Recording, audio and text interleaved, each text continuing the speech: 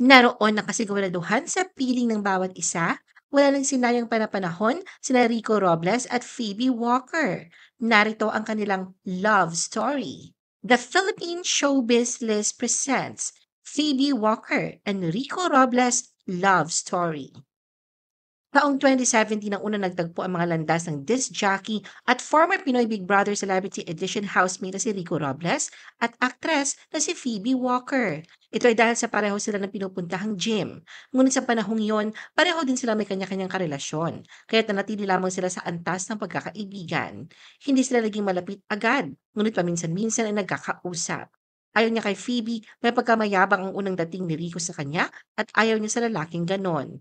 Aminado naman si Rico na deadma siya noon sa presensya ni Phoebe. Depensang hirit pa niya, sino ba naman daw ang hindi iiwas kung makikita niya ang ganda nito.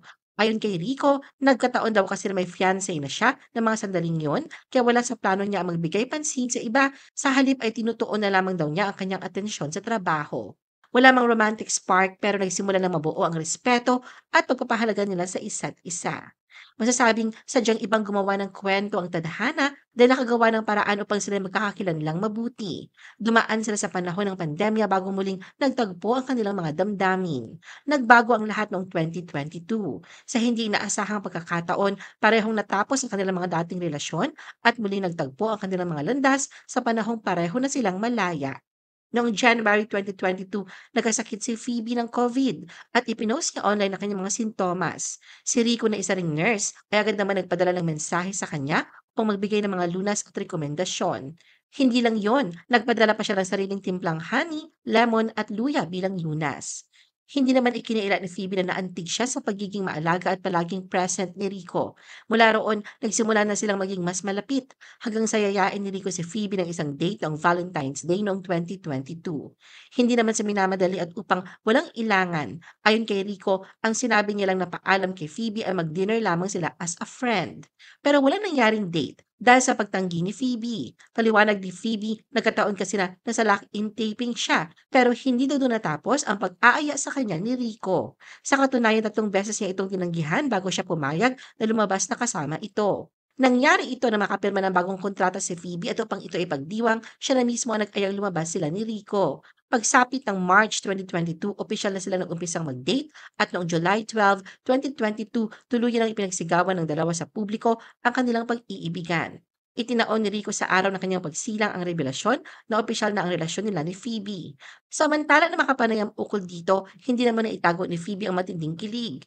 Halos hindi raw siya makapaniwala sa ginawang pag-amin ni Rico na makita ang Facebook post nito, nagsasabing in a relationship na sila, lalo na sa mismong kaarawan nito. Para kay Phoebe, isang hindi pangkaraniwang hakbang ito sa mundo ng showbiz kung saan marami ang mas pinipiling ilihim ang personal na buhay.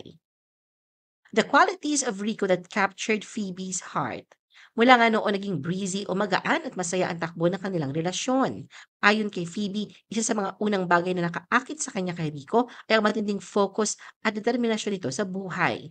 Ikinuwento niya na wala pa siya nakikilalang ibang lalaki na kasing linaw ng pananaw sa buhay tulad ni Rico at may kakayahang iangat ang mga tao sa kanyang paligid.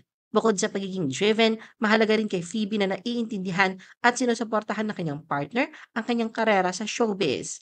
Galing sa isang relasyong hindi ganito kung saan hindi tanggap ang kanyang trabaho, lalo na tumaan siya sa mga sexy roles, ipinagdasal niya raw noon na sana ay dumating ang taong tunay na makakaintindi sa kanyang trabaho at ayon sa kanya, si Rico ang naging kasagutan sa dasal na yun. Sa katunayan, may sariling podcast si Rico kung saan kasama niya si Phoebe. Samantala, bagamat unang naisip ni Phoebe na maaaring taga-showbiz din ang taong para sa kanya pero hindi artista, hindi niya inakalang mas lalagpas pa sa kanyang inaasahan ang ibibigay ng Diyos. Si Rico ay hindi lang nanonood ng lahat ng kanyang pelikula at proyekto, kundi tumutulong din daw ito sa pagpapahusay ng kanyang hosting skills. Para kay Phoebe, si Rico ay hindi lang boyfriend, kundi isang tunay na partner sa personal at professional na aspeto ng buhay. The engagement. Pagkalipas ng halos 3 taon ng pagiging magkasintahan, isinakatuparan ni Rico ang kanyang pangakong proposal na nangyari ilang araw bago ang kanyang 45th birthday sa radio station ng RX 93.1 sa Pasig City noong July 10, 2025. Lumuhod siya at inalok na kasal si Phoebe habang live sa ere na emosyonal naman itong tinugunan ng matamis na yes. Naroon na nag-uumapaw na kasiyahan sa pag-level up ng kanilang relasyon. Sa isang panayam, ikinuwento ni Phoebe ang buong pangyayari. na ayon sa kanya ay isa sa mga pinaka-importanting araw ng kanilang buhay ni Rico. Ayon kay Phoebe, inimbitahan sila sa RX 93.1 para i-promote ang season 2 ng kanilang podcast. Sinabi pa raw ni Rico sa kanya na may mga potential advertisers na nakikinig kaya dapat daw silang magpakitang gila sa interview. Habang lumalapit na ang pagtatapos ng guesting, napansin daw ni Phoebe na parami ng parami ang tao sa studio at marami rin nakaabang na kamera. Sa una nagtaka siya pero hindi niya agad nahulaan kung ano ang mangyayari.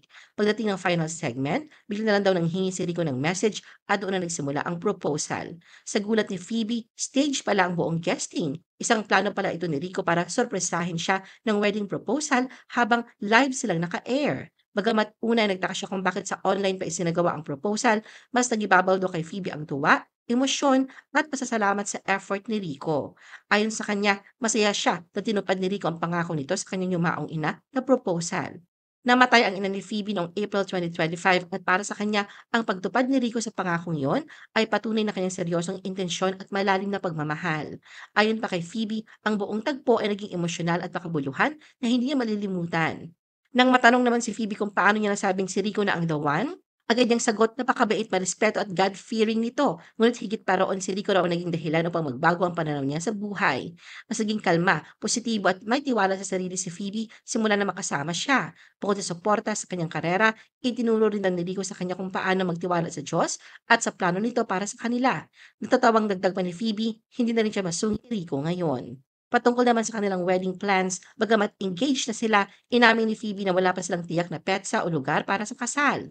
Ayon sa kanya, isa sa mga dahilan kung bakit hindi pa nila ito napag-uusapan ni Rico ay dahil marami silang pamilya na sa iba't ibang panig ng mundo. Kaya isa sa mga kailangang isa ng alang ay pagpili ng lugar na madali para sa karamihan sa kanilang mga mahal sa buhay.